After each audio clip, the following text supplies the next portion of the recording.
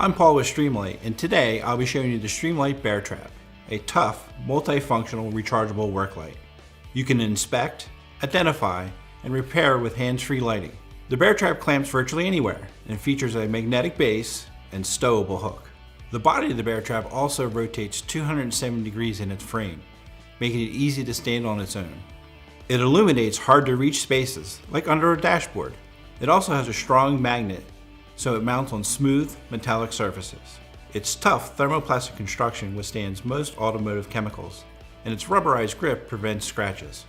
The BearTrap features 6 output lighting modes, including 3 spot and 3 flood settings for a range of lumens and runtimes on high, medium, and low. The spot mode provides a white concentrated beam for specific task lighting, while the flood mode fills the work area with soft, bright light. Press and hold the power button for 2 seconds and switch from spot to flood. You can easily toggle between outputs by depressing the push button once, twice, or 3 times respectively. The BearTrap charges with a standard AC charging cord and continues to charge when it's plugged in and in use.